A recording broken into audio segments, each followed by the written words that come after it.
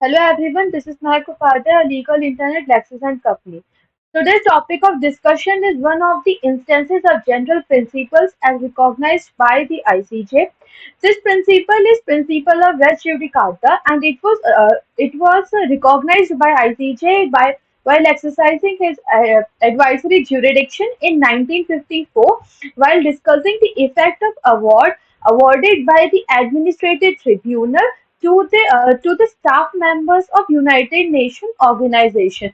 The issue was these staff members were approached the administrative tribunal were terminated without any prior notice by the security officer of the United Nations. So they approached the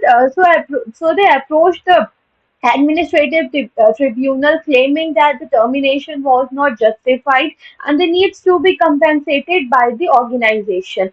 The administrative tribunal awarded the compensation in favor of the staff members. And asked the United Nations to pay this amount of compensation to those. But the United Nations contended that since the administrative tribunal is just an advisory body and the United Nations is a permanent council, so the award or the decision of the administrative tribunal is not it does not have a binding effect on them. This matter was this matter was raised before the ICJ.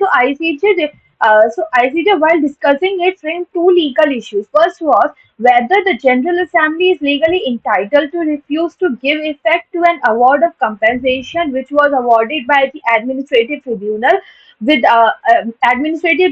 which was established without any legal defect and was working within its jurisdiction. The other was whether this tribunal means the administrative tribunal was an advisory body or a well-established judicial body. The court is after framing these two issues, court says the answer to these issues would depend upon the provisions as adopted by this tribunal uh, of the sorry the principles depends on the provisions of this tribunal as adopted by the General Assembly or United Nations. Article 3 of the Article 3 of the Statute of Administrative Tribunal says that no member of the tribunal can be dismissed by the General Assembly unless the other members are of the unanimous opinion that he is unsuited for further office.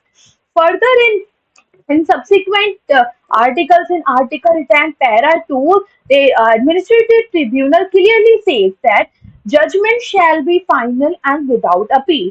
So, the court said that the relevant provisions of the statute shows that tribunal is not merely an advisory body, but it is more of a judicial body whose decision shall do have a binding effect on the General Assembly. Further than the court said that who will be the party before this tribunal is also a matter of the consideration, and they said since the contract was made between those staff members and the security officer acting on the behalf of the General Assembly, and when the security officer is brought in the tribunal as a party, then the party he is representing, the organization he is representing was the General Assembly itself.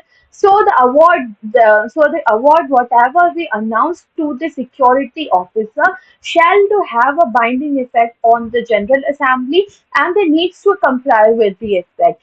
And they also said the principle of res judicata would be applicable on the decisions as pronounced by this tribunal, which means that that once a matter is dismissed by this tribunal and the compensation or the claim or award has been declared by the tribunal cannot be raised before any other competent tribunal within the same jurisdiction or the other jurisdiction.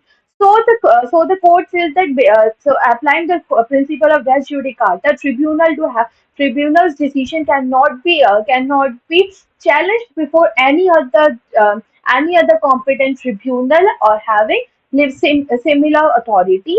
And the tribunal, since it is more of a judicial body, nor a advisory body, so its decisions are binding. So that's all about the principle of res judicata, which was recognized by ICJ in while discussing this case. Hope you like the video. Do like and share and subscribe the channel. Thank you.